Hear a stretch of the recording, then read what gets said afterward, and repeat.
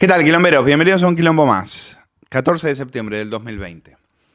Ya estábamos acostumbrados a que los líos del gobierno de Pedro Sánchez desaparezcan como por arte de magia de la escaleta de la sexta noche. Eso es a lo que García Ferreras llama más periodismo, precisamente ocultar los líos del gobierno y de sus socios.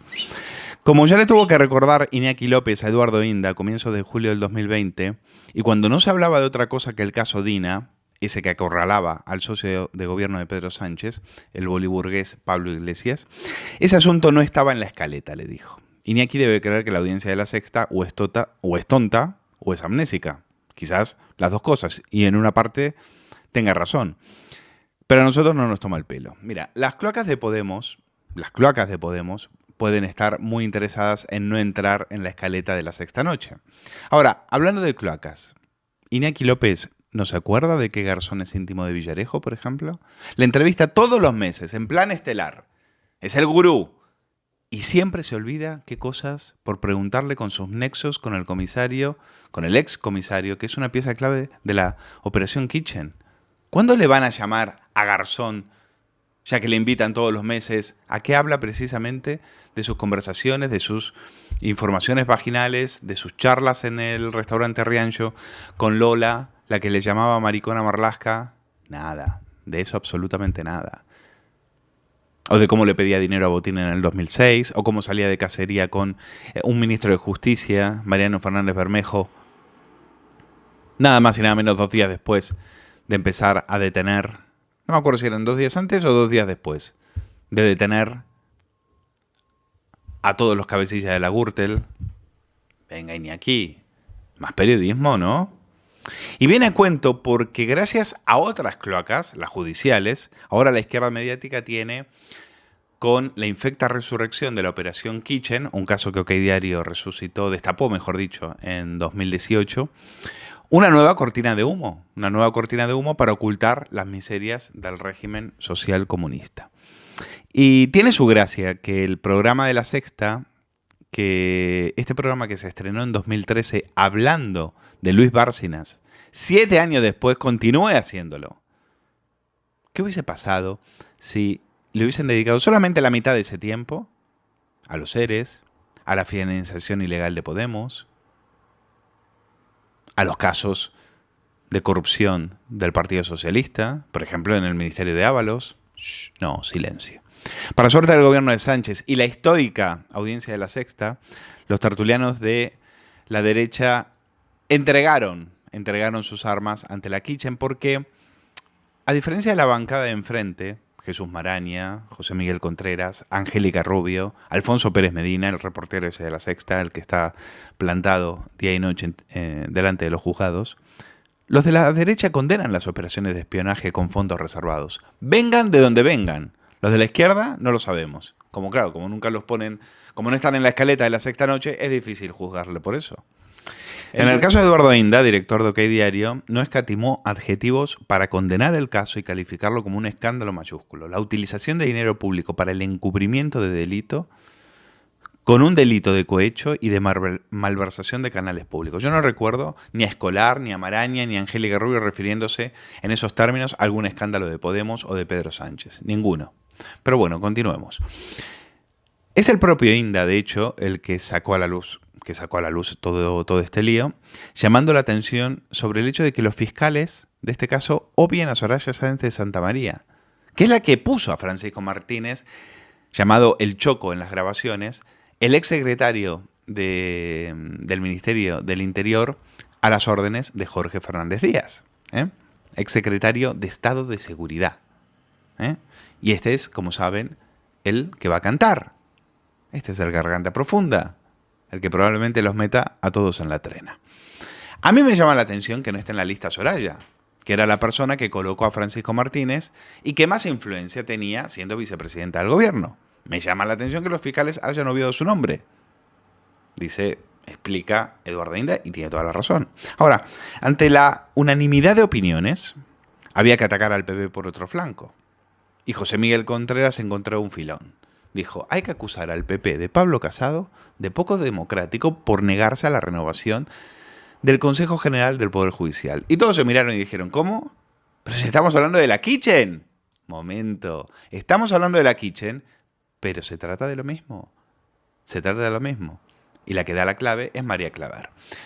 Claro, esta acusación saca lo mejor de Claver y le dice a Contreras: es muy curioso que digáis que el PP no quiere renovar porque quiere manejar a los jueces y no penséis que quizás sea el gobierno el que los quiera controlar a tenor de las imputaciones de su propio socio de gobierno, es decir, Pablo Iglesias. Pero el PSOE no quiere controlar a los jueces. Y lo dijo con ironía y tenía toda la razón. ¿Cuál era el argumento de Contreras? El argumento era que el Partido Popular es un partido anticonstitucional, o se está comportando, mejor dicho, de manera anticonstitucional, lo cual es absolutamente falso. Pero lo que está ocultando Contreras y la tropita del gobierno en La Sexta Noche es que Sánchez le quiere dar 3 vocales en el Consejo General del Poder Judicial a Podemos. Entonces la estrategia es utilizar la Kitchen para manipular y presionar a Casado. Saben que a Casado no le va a salpicar. A Casado le va a hacer daño y lo van a desgastar. Pero la estrategia es empujarle a renovar, presionarle para que renueve, precisamente para que los casos de corrupción de Podemos queden en la nada y se archiven. Ahora, vamos a preguntarnos, el caso Kitchen, ¿qué es? ¿Qué puede ser para Pablo Casado? Puede ser una oportunidad. Creo que puede ser una oportunidad para hacer emerger un liderazgo hasta ahora inexistente. También puede ser una riada que se lo lleve por delante. Una oportunidad para sepultar al marianismo utilizando la misma estrategia que utilizaba Soraya para asesinar políticamente a todo lo que olía a aznarismo, a aguirrismo y a los enemigos de Mariano dentro y fuera del gobierno. El ministro Soria, ¿se acuerdan? De Juan Manuel, ¿no? Por ejemplo. Llegando incluso a apoyarse en medios de la izquierda radical, como hizo con el diario.las cuando fue a por Cospedal, su enemiga íntima, su odiada Cospedal. ¿Qué tiene que hacer Casado? A Casado no le debería temblar el pulso para implementar medidas disciplinarias con las que desmarcarse del caso. A diferencia del máster, este marrón no le salpica, como decíamos. Ahora, la pregunta es si tiene suficiente colmillo político para hacerlo. La respuesta a día de hoy es que no. Según los estatutos del PP, solo es automática la expulsión en el momento de apertura de juicio oral. ¿Y si la marea llega al expresidente Rajoy? Porque aquí está el problema de Casado, quien acaba de rehabilitar a Rajoy y al marianismo, luego de haberle enterrado en las primarias del 2018, no es otro que Pablo Casado. Todos sabemos que Jorge Fernández Díaz nunca hizo nada sin que lo supiera Rajoy, que por otro lado tenía esa forma extraña de ser presidente, con distintos círculos a su alrededor en los que no llegaba nadie que él no quisiera. Solo él hablaba por separado con esos círculos y unos no sabían lo que les decía a los otros. Volvía locos a todos porque promovía los choques entre las facciones. Esto es algo que le dice un ex alto cargo del PP a Lucía Méndez y que ella lo publica en una columna en el diario El Mundo, y es exactamente así. Es una radiografía perfecta de una faceta de Mariano Rajoy. Por lo tanto, tiene una oportunidad, pero si no la aprovecha, le espera un calvario mediático de meses en los que la izquierda le sacudirá por todas partes. Porque esto es peor que la Gürtel, probablemente. O al menos es más chusco. Es más chusco, tiene elementos mucho más escabrosos. Esto puede originar tormentas de bochorno, de vergüenza, de oprobio, dice Lucía Méndez. Y tiene razón. Entonces, yo lo que le propongo, o lo que sugiero, es que dejen los del PP de decir que Francisco Martínez, por ejemplo, no estaba afiliado al PP, lo cual esto no les hace ningún favor.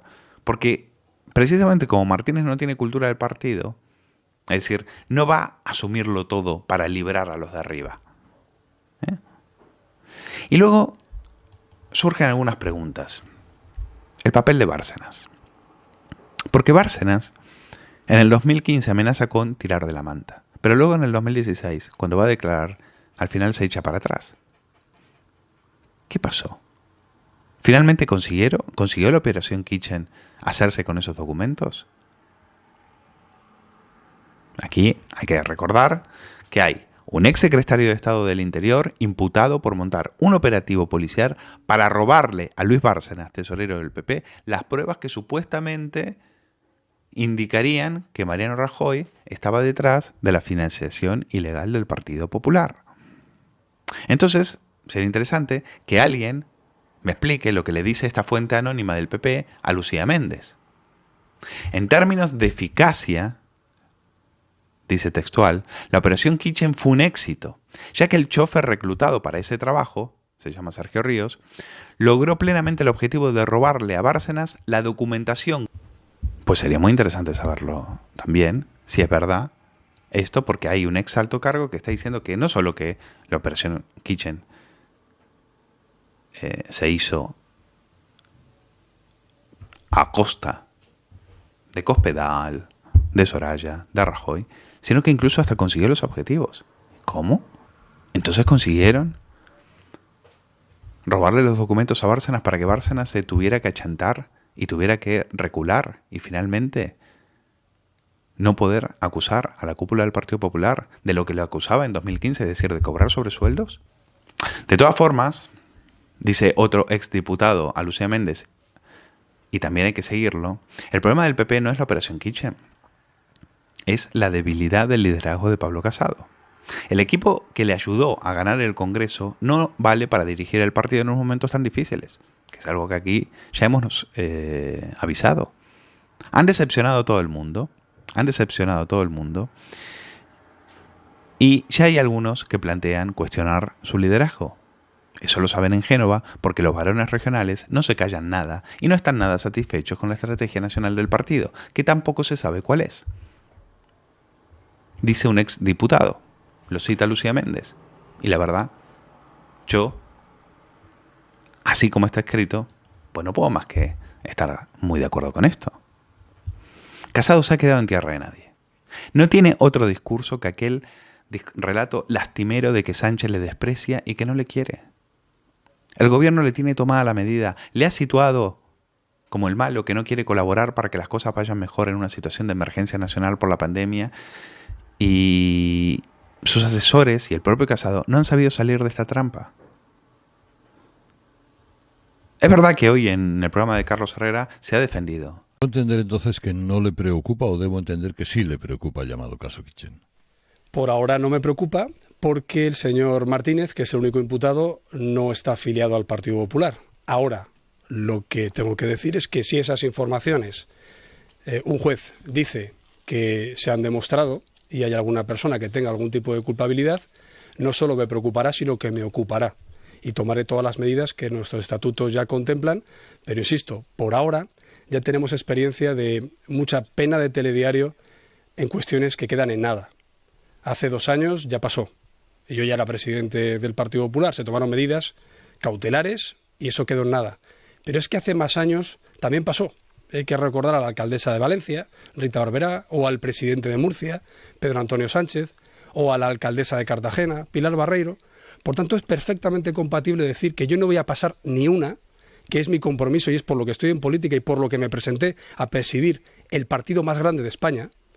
Y eso es compatible con decir que bueno, yo no voy a admitir ni juicios paralelos, ni condenas de telediario y, por supuesto, dobles varas de medir en un gobierno que tiene al vicepresidente con su partido imputado por financiación irregular. Es que, Pedro Sánchez llegó a la Moncloa en una moción de censura porque un presidente del gobierno declaró como testigo en un caso que se juzgó que no tenía nada que ver con él, y resulta que ahora el vicepresidente del gobierno está imputado por financiación irregular.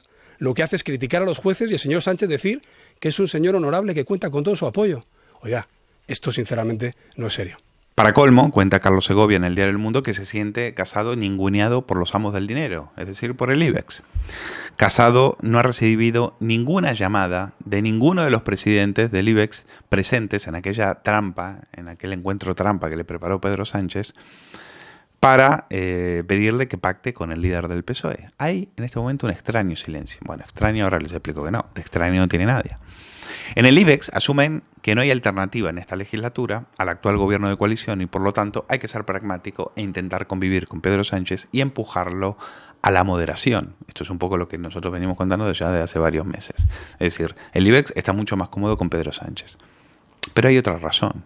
Y no es solamente la que, gracias a que la izquierda está en el poder, las calles no se van a incendiar, y las fábricas no se van a incendiar, y los neumáticos no se van a incendiar. No, lo que están frotándose son las manos porque les van a caer 140.000 millones de euros de Europa.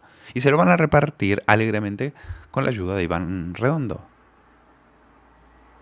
A Casado, yo entiendo que no le haya gustado nada esa imagen de Sánchez con la presidenta del Banco Santander, Ana Botín, con Ignacio Galán, con José María Álvarez Pallete de Telefónica, Isidro Fainé de la Caixa, Carlos Torres del BVA.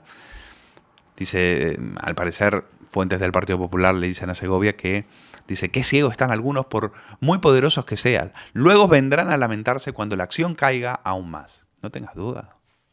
No tengas duda. A esto solo le importa la cuenta de resultados. Dice, el papel de los regulados es el que es. ¿Quiénes son los regulados? La banca y las eléctricas principalmente. Claro, quieren llevarse bien con el gobierno porque es el que maneja el boletín oficial del Estado. Efectivamente, y cuando tengan que ir a pedirte un favor, te lo van a ir a pedir como fue, por ejemplo, Javier Monzón, de la mano de Javier Moreno, cuando fueron a tu despacho, el presidente de Prisa y el director del País, cuando fueron al despacho de Pablo Casado, a pedirle que les eche una mano con los apoyos de Telefónica en la guerra civil que tenían dentro del Consejo de Administración de Prisa. Claro, cuando necesiten algo, irán y te lo pedirán. Y ahora a ti no te necesitan. Y eso también es una falta de liderazgo. Ahí tienes que entrar tú. Un gobierno con 50.000 muertos después de la gestión, de la peor gestión mundial de la pandemia, no puede ser que el relato se lo haya quedado Pedro Sánchez. No puede ser que con la crisis y con lo que está pasando en las calles, el líder de la oposición intente marcar distancias, hablando de la España que madruga, de las clases medias, de quien lo pasa mal cada vez que llega a la izquierda hacia el gobierno. Es que ese discurso ya lo tiene Vox. Y otra vez, así, el Partido Popular se ha quedado fuera de juego.